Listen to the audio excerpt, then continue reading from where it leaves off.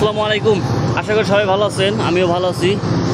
আজকের যে অবস্থাটা দেখেন কীরকম, অর্থাৎ সাগর পাড়ের যে অবস্থা, সাগরের একটি বাতাস হওয়ার কারণে সকল শিপ দাঁড় করিয়ে রাখছে। কারণ এই মুহূর্তে শিপ চালানোটা আসলেই বিপজ্জনক, যার কারণে শিপগুলা এক জায়গায় দাঁড় করিয়ে রাখছে। আপনারা দেখুন চারপাশ দিয়ে কি ভয়ানক অবস্থা। আসলে যারা সাগরের মধ্যে থাকে তাদের জীবনটা কতটা কঠিন সেটা আপনারা নিশ্চয়ই না দেখলেই বুঝতে পারবেন না, আর সেখানে না থাকলে বুঝতে পারবে না। তাই বলছি, যারা সাগরে কাজ করছেন ইনশাল্লাহ সবসময় সতর্কতামূলক কাজ করবেন, নিজের সেফটি রেখে কাজ করবেন।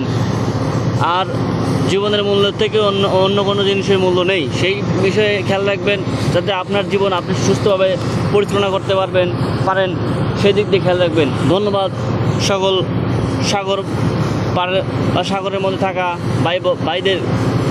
আসসালামু আলাইকুম, ভালো থাকবেন।